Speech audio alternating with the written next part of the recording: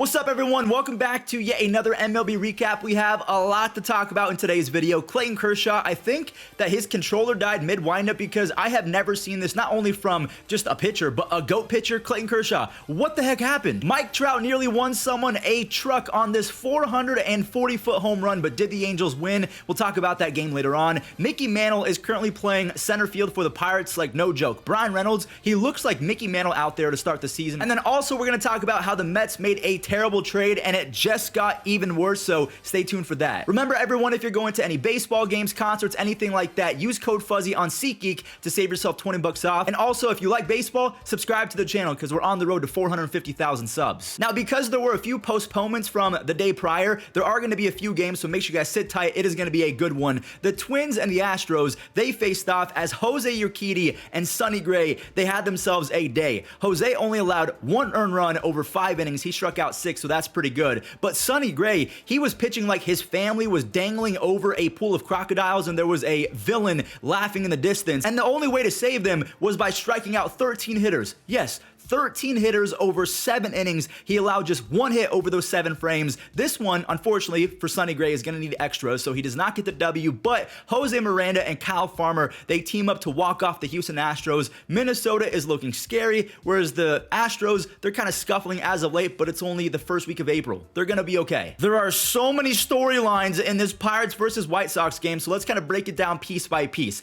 Andrew McCutchen, he returned, and a lot of people were asking, how come that wasn't a pitch clock violation? Well, I found out on Twitter that teams can actually apply for these moments where if Andrew McCutchen is returning home, they can pretty much apply to Major League Baseball to have the pitch clock extended or just have it not enforced so these guys can have their moment. So that is something that you guys should keep in mind. The pitch clock is not a 100% certain thing. It can be extended to have cool moments like that. Luis Robert Jr., he is now tied for second in F4 in all of baseball. He's hitting .361 with 4 home runs. He is top 7% already in defense. The dude is ultra talented. Well, actually, that was his 3rd home run, but his 4th home run is going to come after Brian Reynolds. He clears the deck. That is his 5th home run of the season already. I just want to say that Lucas Giolito, he is officially broken to me. He can't get anyone out without that spider tack and the sticky stuff. He has a 5.12 ERA in his last 170 innings. Okay, there's Luis's 4th home run, only to have Brian Reynolds and friends steal the lead back. After that triple, Brian is now hitting .460 with 13 base hits. That's number 1 in baseball. 5 home runs, that's number 1 in baseball. I believe he also has like 12 or 13 RBIs, a stolen base, and an inhuman 307 OPS plus. His 32 total bases in his first 7 games passes Barry Bonds, and now I have to ask the question, is Brian Reynolds going to get traded? If he continues to play like prime Mickey Mantle, they are going to get a king's ransom for Brian Reynolds' services. So to me, the Pirates should strike the iron while it's hot. New York, they could use a center fielder. The Blue Jays, I think that Brian Reynolds is a huge upgrade over Kevin Kiermaier. Maybe the Padres or the Diamondbacks. They could go for this guy. Brian Reynolds is him. The Diamondbacks and the Dodgers. James Outman is becoming a star right before our very own eyes. He's hitting .394 with 7 extra base hits and 10 RBIs in his first 12 big league games dating back to last year.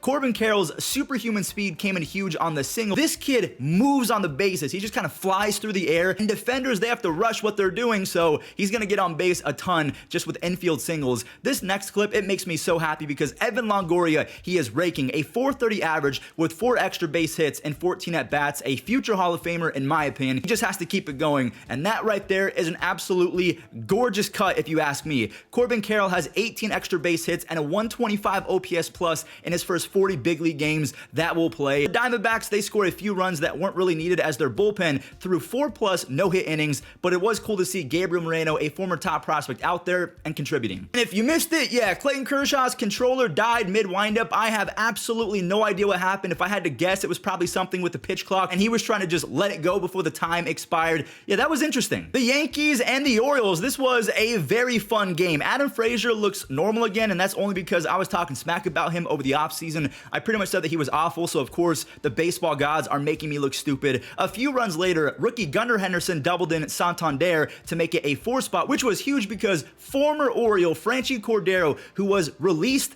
after spring training. Like, he hit 400 in spring training. The Orioles said it wasn't good enough. We're going to go ahead and release you. He made them rue the day like Neville back in iCarly. New York actually took the lead back on an Oswaldo 2-run double. So Baltimore, they were going to have to step up, and step up they did. Mateo, he got on base and stole his 5th base of the season. His #1 in Major League Baseball, Adley Rutschman, he appreciated that as he drives in Jorge Mateo. Baltimore, they kept the momentum going. Urias, he doubles in Mountcastle, and then the other Yankee, Cordero, not Franchi Cordero, Jimmy Cordero, gave up a crucial wild pitch to make it 7 runs. Felix Bautista, we call him the Mountain on this channel. He struck out 2 for his 3rd save of the season. He is going to get a ton of save opportunities because of how the Orioles are constructed. They're going to score a lot of runs, but they're going to give up a lot of runs as well, so he's going to have a ton of ops. The Phillies faced off against the Reds. Hunter Green's cannon arm is both a blessing and a curse. So he walks in a run early, but to his credit, he did settle down. Philly and Cincy, they traded runs back and forth between the 5th and the 6th innings, and someone, they're going to have to step up, and guess who that someone is? NFL linebacker, Philly's backstop, JT Realmuto, a 450-foot home run, his 1st of the season. The fact that he has a 120 OPS plus since 2018 just blows my mind. He can steal 20 bags. He's elite defensively. He might be the most talented catcher in baseball history. Again, I'm just talking about pure tools, not talking about the best ever. Anyways, Edmundo Sosa, he blasted off as well. Craig Kimbrell, he nailed down the save. The Phillies, they beat the Reds 5-2. You know that one book called The Tale of Two Cities? Yeah, this was the tale of Fuzzy losing multiple brain cells as he watched this game unfold as a Guardians fan.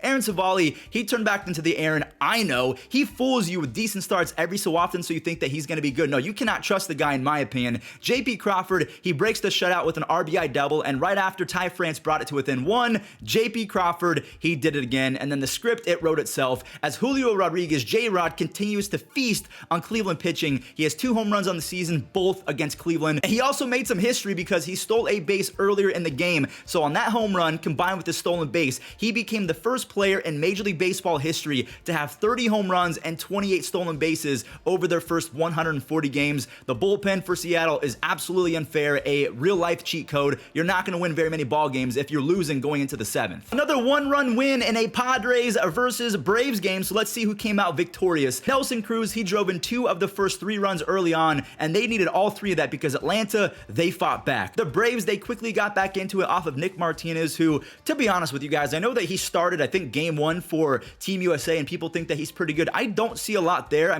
Maybe he's underrated and he's just having a bad start to the season, but is he really that good? Both teams, they threw jabs in the 5th inning to make it a 4-4 ball game, and Xander Bogaerts, he wasn't having no tie ball game. His RBI single basically wins it, as San Diego's bullpen was just as stingy as the Mariners. Brett Honeywell, 2 shutout innings, 3 strikeouts. Josh Hader came in for a 2nd save. He struck out 2. The Padres, they look like a really good team. Speaking of really good teams, the Rays refuse to lose. We'll talk about their record in just a second, but you could see the result of this game from a mile away. Hard-hitting Harold Ramirez, he sends one deep, and looky there, Isaac Paredes, he continues to slug. He's not the best at getting on base consistently, but 22 home runs over his last 118 games. That is pretty elite power if you ask me. Margot and Bethancourt, they felt left out. They both hit some monster home runs for Zach Eflin, who already has 2 wins on the season. Wander Franco kind of got lost in the shuffle between JRod and all the other young guys in baseball last year, but he's still just 22 years old, back with a vengeance in 2023. He has 3 home runs, 2 stolen bases while almost hitting 400 on the season. The Rays are now 7-0. I made a joke early in the season about them going 162-0. They were never going to lose. That's aging very well. They might not lose a ball game. Mets and the Marlins, this was one of those slow burn games where the Mets, they were just stacking runs on runs, but it kind of took some time.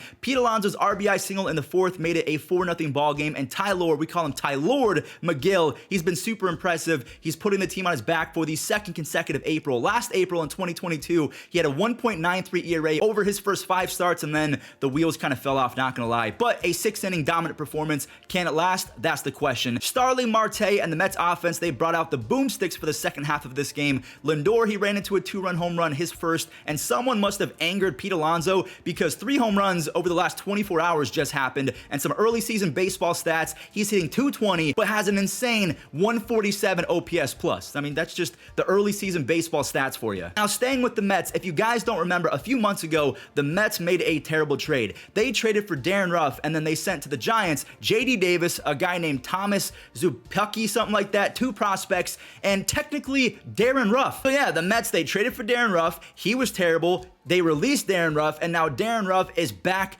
on the Giants. So the Giants got JD Davis, that Thomas guy, 2 prospects, and Darren Ruff for Darren Ruff. I love Steve Cohen a lot, and he has really broke out his piggy bank, but I think that's excusing a lot of the bad things that Billy Epler has done. I'm not sure if Billy Epler is the guy. I don't know. I'm gonna say this right now, and I do not feel bad about it. Mike Trout is a top 5 player in the history of baseball, and all of you that say he can't lead a team in the playoffs, he struck out in the WBC, you guys need to listen up, because over his last 126 games, he has 42 home runs, a 181 OPS plus. For his career, he is hitting .303 with a 10.03 OPS. Those numbers are just ridiculous. That home run was huge for Patrick Sandoval, who again looked disgusting. Chris Bassett, he was a little bit better than his first start, actually a whole lot better, but he was in line for the loss. I mean, we just kind of expected that, right? Look, I know Bo Bichette is sick, but that 3-run home run ended up being the game. The Angels bullpen has already lost them a handful of games already to begin the season.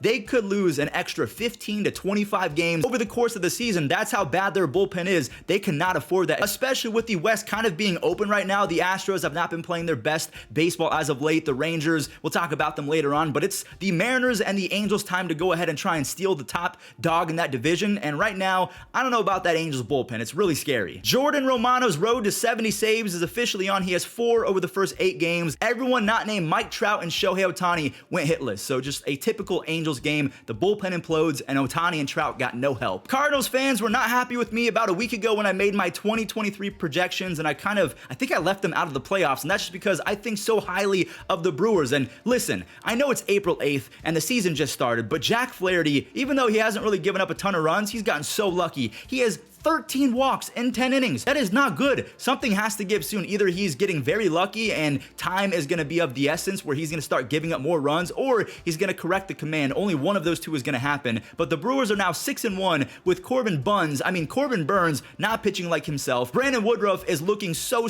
good. 1 earned run, 12 strikeouts over his first 11 innings. Willy Adames finally broke out for his first home run. Listen, I don't want to say this to Cardinals fans because I like the Cardinals. I'm a big Nolan Gorman fan. I love someone like Lars Nootbaar, and I even like guys in the bullpen like Jordan Hicks. I just don't know if you have the pitching. I'm sorry. Nationals and the Rockies, this was an offensive explosion for one team. I'll just spoil it right now. The Nationals, they put up a 10 spot. Alex Call and Jeimer Candelario, they combined for nearly 900 feet worth of home runs in the first inning of this game. Candelario, my God, 445 feet. So they both had multi-RBI days, and so did CJ Abrams. He finally did something good, and that's not to dog on CJ Abrams, but he's so much better than what he's shown to begin the season, especially on defense. He had 2 RBI triples in this one, all for Mackenzie Gore, who was lights out. He only has 3 earned runs allowed and 12 strikeouts over his first 11 innings this year. Dominic Smith and Keibert Ruiz, they really wanted double-digit runs, and they got it. They drive in the final 2 runs. The Nationals are 2-6. Good for them. Finally, some Royals offense that I can talk about, especially in a Royals win. Nicky Lopez drove in the first run, and San Francisco had themselves a nightmare